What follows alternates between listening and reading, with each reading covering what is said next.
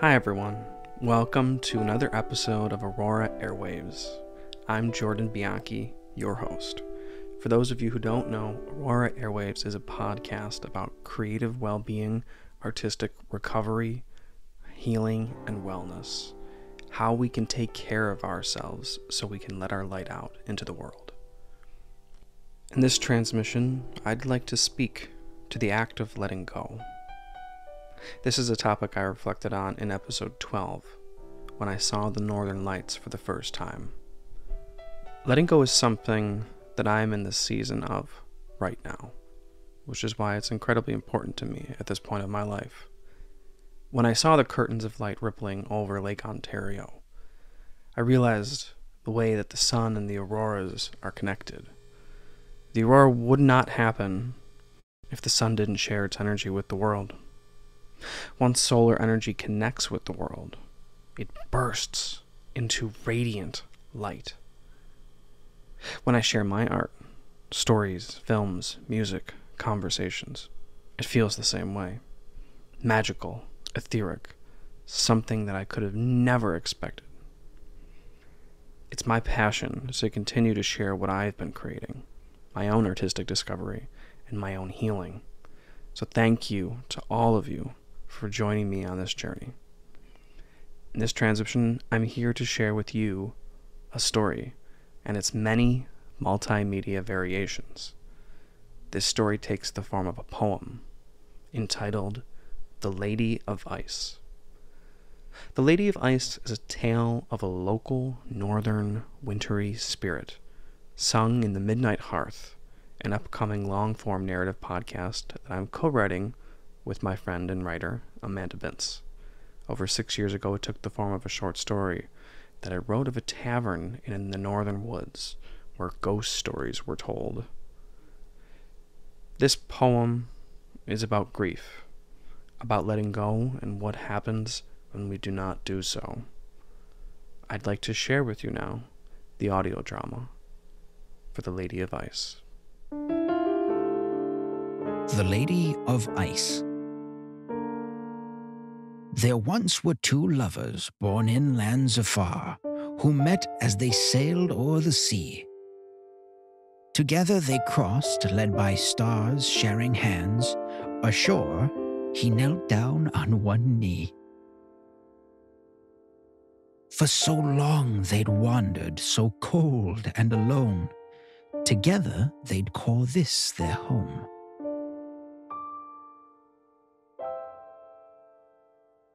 One morn he set out, for the sun ever rose, to gather up wood for their fires.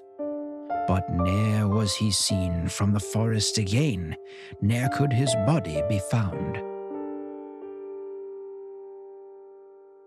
The sermon of marriage she never would hear, but still she searched, desperate to find. Leaves reddened and fell, birds flew far, sun was lost. Hope snarled and poisoned her mind.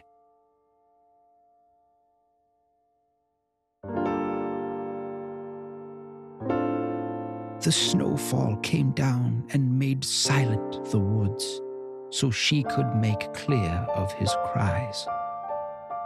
Frosts curled, winds whistled, the snow paid respects, and draped a white veil o'er her eyes.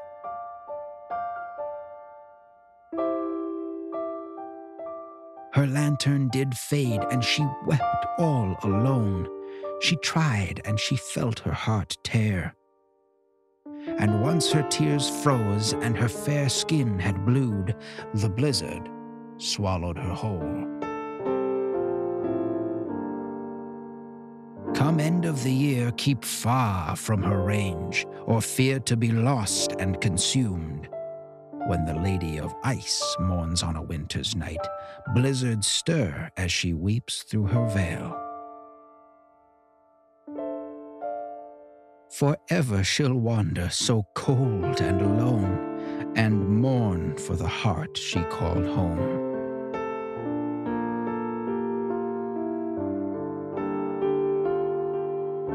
But when her corpse tires, spent, and she calms, her tempests ease back for the day.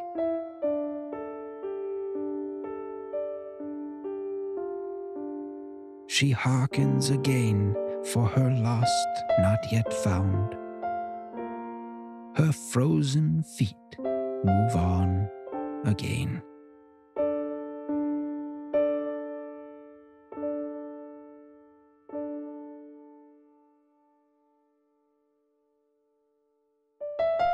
The Lady of Ice is narrated by Keith Gallucci, theme composed by Jordan Bianchi, arranged and performed by Eddie Irvin. When I was writing this poem and The Midnight Hearth 6 years ago, I considered that era my ghost era. For the first time in my life as an adult, I was alone, I was stuck, and I was frustrated with my creative projects. I was frustrated with life. While I was writing, my goal was to dream up as many wild, wacky, mystical, paranormal ideas as I could and find a way to make them work in a story. And what was important was not worrying about how they were going to be produced as a film or a show or some other big production. This was learning how to tell a story that felt like a dream. My dream. It was a yearning to find my own voice again. At that same time, in my grief of being alone, I began playing the piano again. My dad is a piano teacher, so naturally I grew up playing the instrument. My first recital was when I was 4 years old. Being home, having moved back home with my parents, gave me the time to reconnect with the piano and truly play. I composed. I learned how to move around the instrument. And in that experience, melodies were born. Melodies that connected to my writing. In my active play, I created themes for The Midnight Hearth. Take a listen.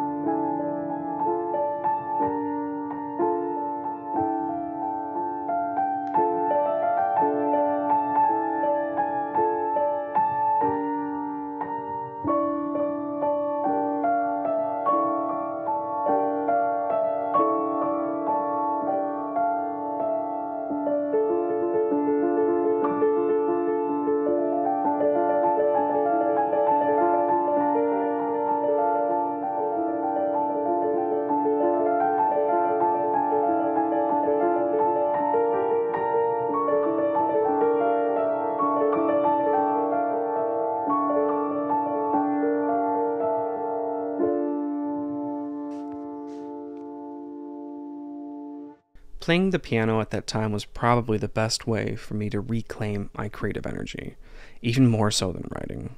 It gave me a fresh perspective at how somatic the experience of being an artist can be, filled with experimentation, play, movement, fun.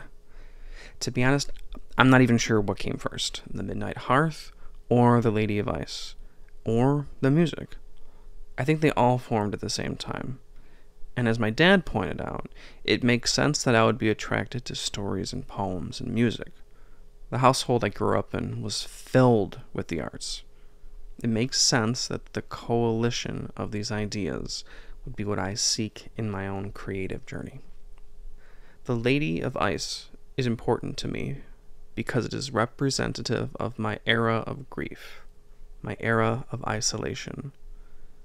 But since I've let this story go into the world, I've been around so many people, so much creativity, so much bountiful passion. In many ways, the Lady of Ice represents my feminine energy at that time, that I was so crushed by not having found success in the world, and not having a way that I could communicate how I felt.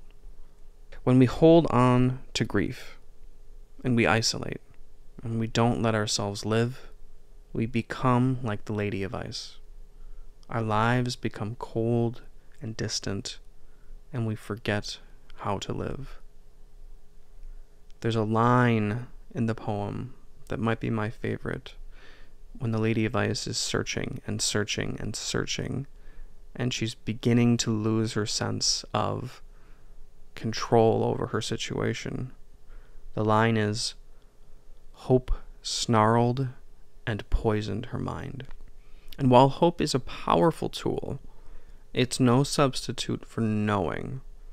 Hope is often something that we do hold on to, and it helps us create a vision for our lives and propel ourselves to move forward. But hope can be a dream, and if we live purely in the realm of dreams, we start to lose touch of reality. What I've learned from my ghost era is that there was plenty of hope, which kept me trying and trying and trying to find a way out. But I needed to let go of the angle that I was propelling myself forward with that hope and look at things differently. Letting go of a way that something has to be, an expectation of your life, is a way of sharing what you love in that moment and have loved with the world. It's not saying goodbye.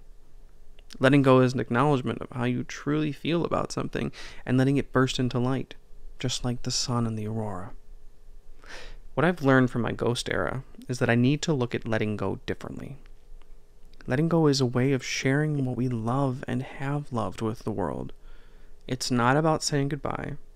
Letting go is an acknowledgement of how you truly felt about something and letting it burst into light, just like the sun and the aurora. This is why it is so important to have people in our lives who are luminaries, who are people of light. Auroras can guide us out of our times of grief and depression and remind us to share our light with the world. Letting go has allowed me to connect with creatives in ways that I've always wanted to. Once The Lady of Ice became an audio drama, I then brought it to the classroom. Each spring, I work with sophomore animation students at Villa Maria College in Buffalo, New York, to help bring an audio drama of mine to life as an animation. If you've been following along on this podcast, you've already heard this. One is Flightless on the Way to the North, and another is The Hunting of Tula Ketu. As of this spring, I've worked with 4 classes and have had 2 summer internships. And if you haven't already heard, you can listen to my interview with 3 internship students from last week's episode 16. I've shared the animation for The Lady of Ice on my YouTube channel, and I recommend that you check it out. There are 9 students that poured themselves into creating visuals that are distinctly their style of art, and they found ways to connect them into one piece. After the animation was completed, I was able to connect with more creatives, 2 musicians who brought my theme that I was playing on the piano to life in a new way. I'd like to share Dave Heath on flute and Jay Bianchi on piano. This was transcribed by Stephen Bianchi. Here's the Midnight Hearth theme.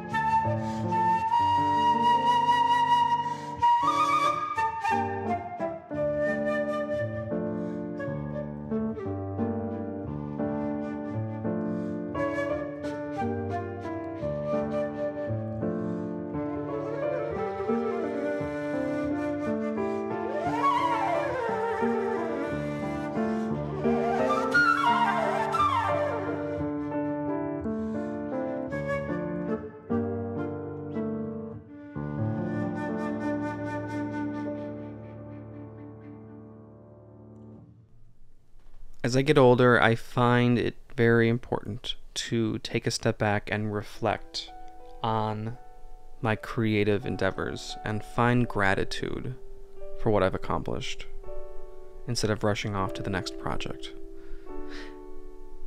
The Lady of Ice is an excellent example for me to see my creative self-worth and my self-worth as an individual that I'm realizing I didn't always have. And I'm realizing that my creativity that I love experiencing and seeing in myself was always inside of me. What I just didn't see was my worth. That I'm worthy of experiencing my light interacting in the world. You are too.